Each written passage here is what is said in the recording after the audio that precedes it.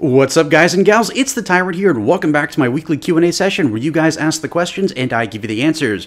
And no, your eyes are not playing tricks on you, and you did not forget what day of the week it is. It is Friday, and this is the Q&A. About a month ago, I asked you guys, I told you guys I wanted to move the Q&A to a different day of the week, sort of condense content on this site. I wanted to not overload you with content and make it a little bit more reliable and predictable so that you know what to expect on what days. And you guys voted for Friday. And so I've been talking about it for the last month, and this is the first Friday that we're actually having the Q&A. So I hope this is a good day for you guys. We are keeping the Q&A short because, again, this is just, experimental. We're trying this for the first time, making sure that this is a day that works for folks. I know a lot of you have school or work, and I just don't want to overcrowd your day. So we're going to go ahead and jump right into this. Now, I also want to say that this is May 2018, and 10 years ago, I started the Mythic community. So the Mythic community is officially 10 years old this month. So a big shout out to my community. Thank you for sticking with me for so long. Thank you for sticking with Mythic for so long and keeping the project going on strong. So great to have everyone here. If you haven't had a chance to try a Halo game on Mythic difficulty yet, I've got walkthroughs for them, so I hope you take a look at them, and I hope you'll try the challenge yourself. So let's go ahead and jump right into this. For those of you who don't know how to submit Q&As or questions to the Q&A, there's basically three ways to do it. You can submit it in the comment section below. You can feel free to hit me up on Twitter,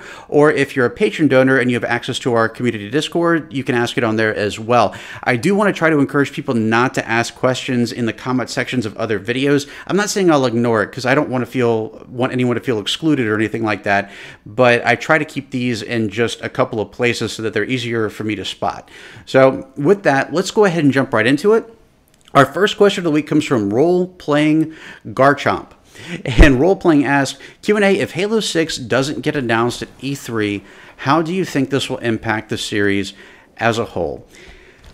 To be perfectly honest with you, I think it would be devastating to the Halo community. One of the reasons that we've seen such a spike in external content that is technically Halo but not made by Microsoft is because it's been a very slow time for Halo news. I know a lot of folks like to point to Halo Wars 2, and while I do like Halo Wars 2 and a lot of other people do as well, most people, myself included, count it as a side game. So when you look at it like that, people don't typically jump on board the Halo train because they played Halo Wars or Halo Wars 2. It's from one of the mainstream titles.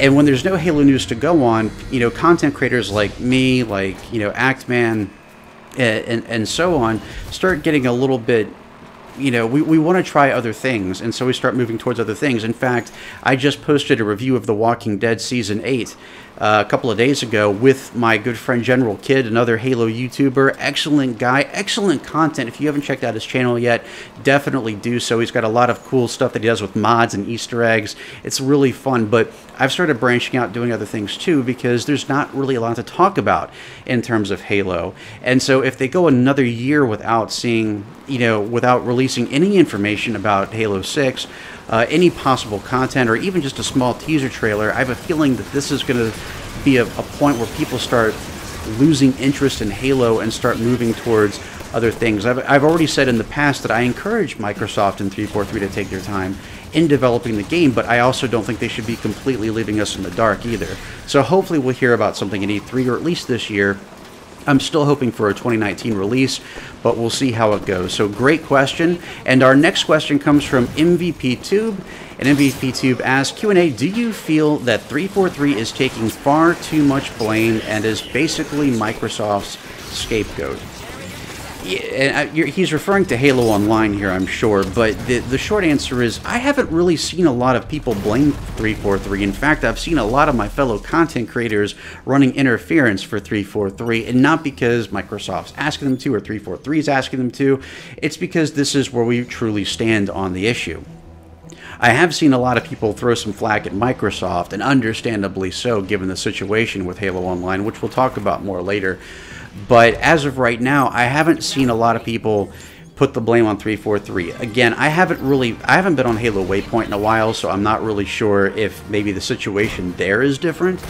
But in terms of the community as a whole, I feel like most people understand that Microsoft and their shareholders more or less made this decision. They may not necessarily support that decision, but I think they understand that Microsoft is the one who had to ultimately pull the plug on Halo Online. So great question, VVTube. And our next question comes from Puneet Kumar. And Puneet asked, Q&A, Tyrant, will Halo 6 save the Xbox? Well, a couple of things there. First, it's going to depend on when it comes out. If they wait till like 2025 for that, I think that Halo is going to be pretty much a past tense thing at that point. In terms of whether or not Halo 6 is going to do the Halo community justice, I think it's going to depend on the replay value, whether or not it's actually listening to, or the 343 is listening to the fan base, if they're able to at least incorporate some sort of classic gameplay, at least in the form of just a playlist. It's going to depend on a lot of things. Now, I don't think Xbox needs to rely on Halo to survive. Xbox has its own fan base in and of itself. I would be fine if they didn't make any more Halo titles, to be honest with you, at least not for the Xbox. If they stopped making Halo for the Xbox, I would still play Xbox because there's still a lot of stuff on there that I appreciate. I don't know how everyone else feels about that. In terms of Halo 6, I would say as long as it's a solid game, it can at least keep Halo's head above water and bring some new people to the Xbox as well who may have otherwise not considered coming to the Xbox. So I hope that answers your question, my friend, and thank you for stopping by. Our next question comes from Alejandro Sosa. Still such a cool name, my friend. And Alejandro asks, hey Tyrant, do you think 343 should attempt to make an ODST game now that the Guardians have used their EMPs? I'm not really sure how this really relates. And I'm not really sure, and I could be getting the question wrong. Are you saying they should do a game in the past, like something that took place before Halo 5? Are you saying that it should take place after Halo 5? Or are you saying having a game from the perspective of multiple UNSC soldiers? The short end of it is I'm always up for another ODST game. ODST is one of my favorite games out there. When looped in with Halo 3, it is my favorite Halo game out there. And so I would always welcome a sequel to the game if it's in the same style that they had the original. Should they do it? I'm certainly fine with it, but I still want them to finish the Reclaimer saga first and then work on additional titles. But I'd like for you guys to tell me in the comment section below what would you think of a sequel to ODST, and if you like the idea, how would you go about doing it? Our next question comes from Gospel Ghost, and Gospel Ghost asks, Q&A, Tyrant, do you think they should reunite Master Chief with Jerome, Douglas, and Alice in Halo 6? Yeah, I actually kind of think that would be pretty cool, even though I don't know if they should have a lot of role in the gameplay itself, because not everyone who played all the AAA titles branched off and played games like Halo Spartan Assault or Spartan Strike or Halo Wars 2. I think they should be side characters at best, even though I love Jerome and I love Red Team as a whole. But for people, one of the things that I've tried to encourage is for Microsoft and 343 to not take their main titles and rely too much on outside material. I know Halo Wars 2 is technically not outside material because it's all in-game stuff, as opposed to the books and the films and whatnot. But at the same time, it's still not a part of the main series. So I would be fully fine with them interacting with the Master Chief in Halo 6. I still feel like Halo Wars 2 is going to play into the role of Halo 6 or have a role in Halo 6. And so I'd still like to see them in the game somehow. How much in the game? Again, it could vary. But yes, the short answer to the question is absolutely. I'd love to see them be featured in Halo 6. Our next question comes from Halo 2 Jackal Sniper. And Halo 2 Jackal Sniper asks, since we know that 343 likes to bring old characters into the main Halo saga like Buck, and also since we know Buck had to leave Fireteam Osiris, do you think Veronica Dare could be a squad member in Halo 6? And if she does, do you think she would be more fitting for the role than Buck? So a couple things I want to point out. Even though the book, I haven't read the book, so, and if the book's out there and somehow I missed the release date, don't tell me what happens in the book. But just because Buck leaves Fireteam Osiris, I don't think means that he can't be in Halo 6.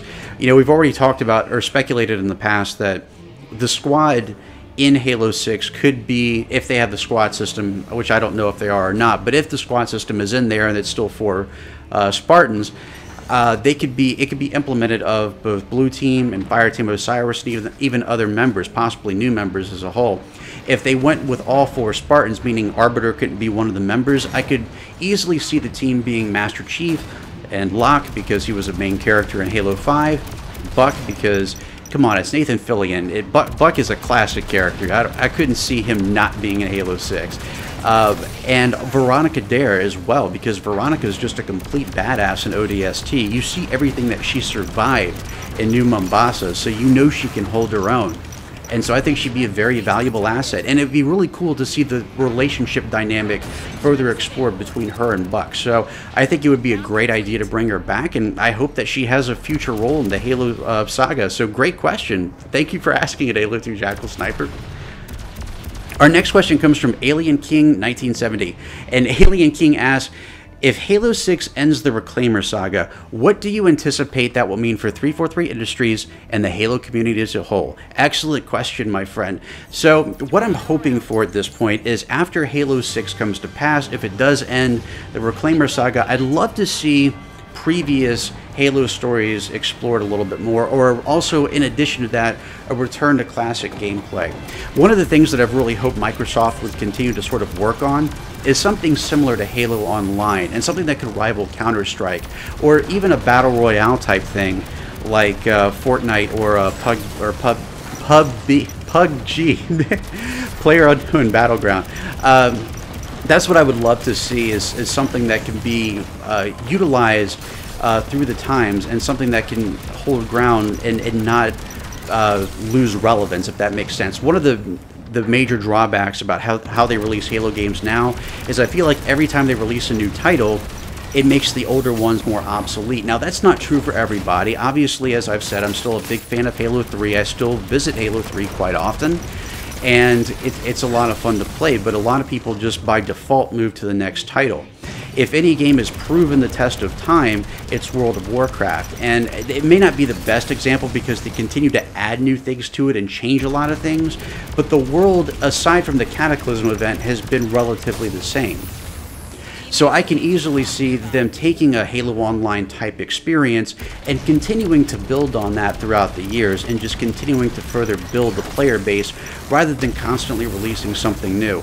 I would be devastated if they released a World of Warcraft 2 and all the characters that I made in World of Warcraft became completely obsolete. So I think if they made a game similar to Halo Online and just continued to add to that experience as time went on, that would be a really clever move for them to make, and something that I think the community would enjoy very much, and I don't think it would take a lot on their part. So that's what I'm hoping they steer towards, but I want you guys to let me know in the comments below. Once the Reclaimer saga is finished, what would you like to see 343 Industries do with Halo? And our final question of the week, our star question for the second week in a row, is Nebulous Cheetah. Well done, my friend. And Nebulous Cheetah asks, Q&A, with Halo Online being shut down, how do you think Installation 01 will be treated by the community? A couple of things I want to touch on here real quick, because even in the last Q&A, I feel like people don't understand my stance on Halo Online. It's a game that I think is awesome and well done. Unfortunately, it wasn't approached the right way, and so Microsoft had to take action on their end. It sucks, but that is the way it is. And this is not a new development with Halo Online. Even in the earlier stages, they gave it the same treatment. I think that it received a lot of publicity because this is a very slow time for Halo news. And so because there was nothing going on for Halo, all of a sudden you had this project come out with classic gameplay, which is something that people have wanted for a long time, and it just made headlines, and everyone, it just became the center of attention for a lot of content creators, myself included, and something for classic Halo fans to enjoy. So I still saw people trying to post links to people who've managed to somehow upload the files and are trying to share it. Once again, you're not allowed to do that. It's not just El Dorito who can't do that. No one's allowed to do that. Microsoft has said that they're not coming after people who've downloaded the game, and they really can. It's a peer-to-peer server-based game, but they can't allow people to spread the files either. So again, please don't post any links in this video. I know people think that I'm trying to stop the community from having fun. Again, I'm not trying to discourage people from playing it necessarily. I just am trying to discourage people from spreading the files, because that's against Microsoft's terms of service.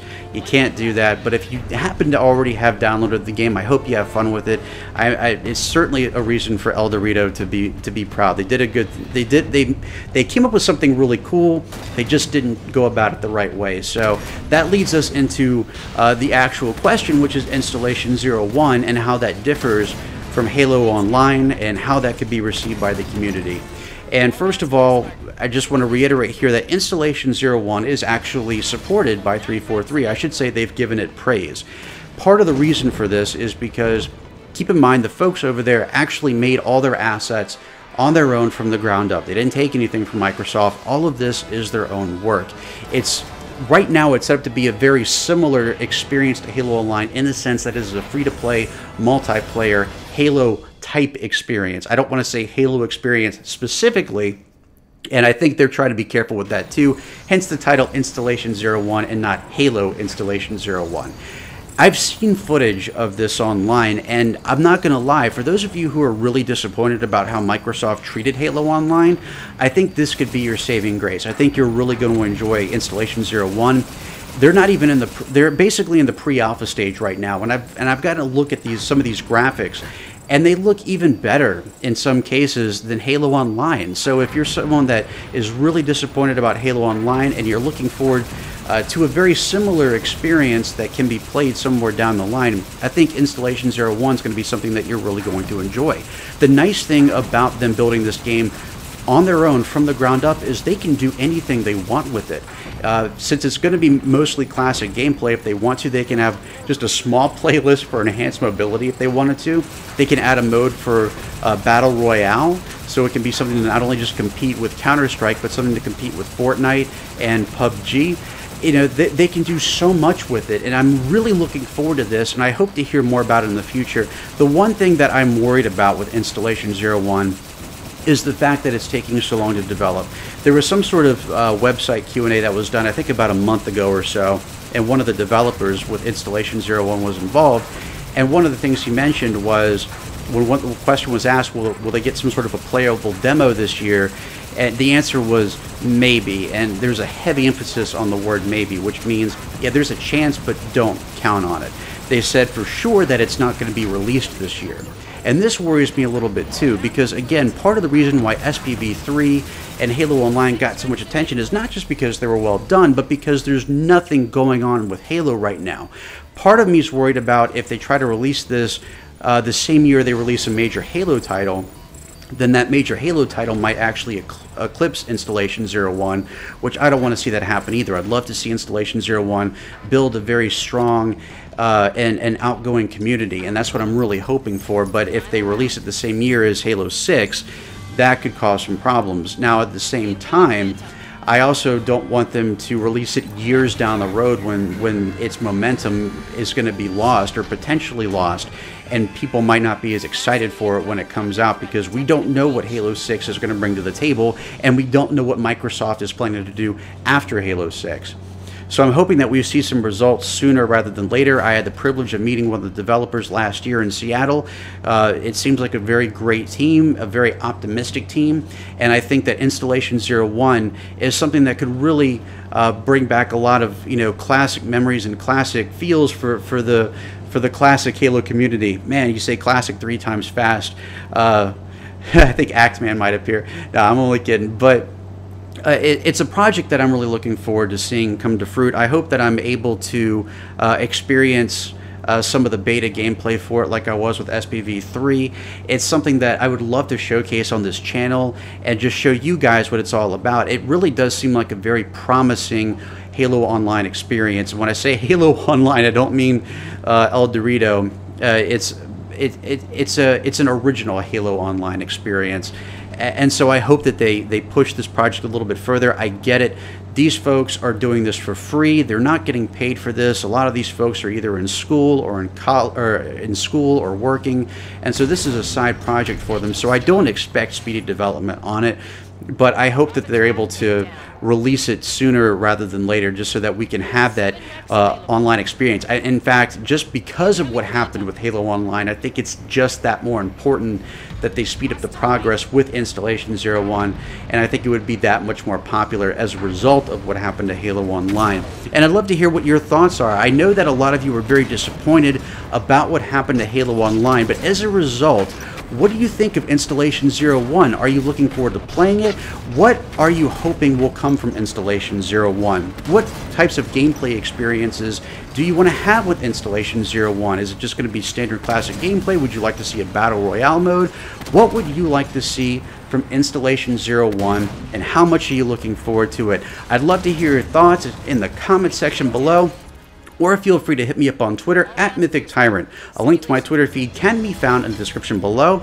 And I want to take the time to thank each and every one of you for taking the time out of your busy schedule, especially since this is a weekday, for taking the time out of your schedule to come here and watch this video. And I hope you enjoyed it. And if you did, I hope you'll consider subscribing for more great content right here on MythicTyrant.com. Thank you guys and gals so much for watching. I hope everyone has a wonderful weekend. I'll catch you all right back here next time. And as always, I'm the Tyrant, signing off.